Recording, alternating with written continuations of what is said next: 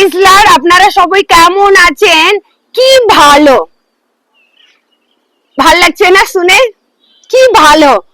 আমরা এখানে দেখছি আমার কাছে ভালো বাড়ি থাকলে ভালো, টাকা হাতে ভরে টাকা থাকলে ভালো, আর আমি অন্যদেরকে সাহায্য করছি সেটা ভালো, আর আমি সুস্থ রয়েছি, আমি ভালো রয়েছি সেটা ভালো। কিন্তু গীত সংগীতা গীত সংগীতা 119 এইরকম লেখা আছে, আমি পড়ছি আপনার জন্য। এইটা আমার জন্য ভালো যে আমি দুঃখ ভোগ করেছি, যেন আমি তোমার বিধি শিখতে পারি। এখানে দাউদ বলছে আমার জন্য ভালো। কি ভালো? দুঃখ ভোগ করেছি। আমরা দুঃখে থাকলে সবসময় ঈশ্বরকে দোষ দিই। কেমন ঈশ্বর, তোমার আঁখ নেই, তোমার কান নেই, আমি এত দুঃখে রয়েছি, আমার প্রার্থনাটা শুনবে না তুমি? এইরকম করে আমরা ঈশ্বরকে ভালো মন্দ কথাগুলো বলি। কিন্তু এখানে দাউদ বলছে দুঃখ ভোগ করেছি সেটা ভালো। কেন? যেন আমি তোমার বিধি শিখতে পারি।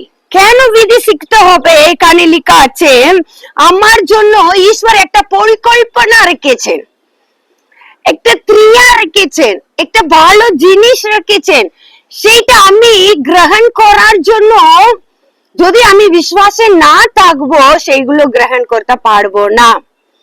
ঈশ্বর আমার জন্য অনেক বড় পরিকল্পনা রেখেছেন। আমার পরিকল্পনাটা কি? ছোট্ট করে আছে পরিকল্পনা, কিন্তু ঈশ্বরের রাজ্যে ঈশ্বরের কথাগুলো মেনে একটু বিশ্বাসের সঙ্গে আমি প্রভুকে ডাকবো। একটা বিশ্বাসের কথা বলতে হবে। পহেলা সামুয়েল 7:12 এইরকম লেখা আছে, এই পর্যন্ত সদাপ্রভু আমাদের সাহায্য করেছেন।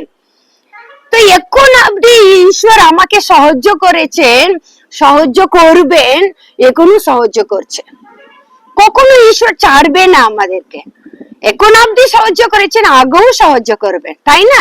সেই একটা বিশ্বাসের কথাগুলো নিয়ে আমরা দুঃখে খুব ভালো থাকবো আমরা, তো ঈশ্বরের পরিকল্পনা আমাদের জীবনে ভালো হয়ে যাবে।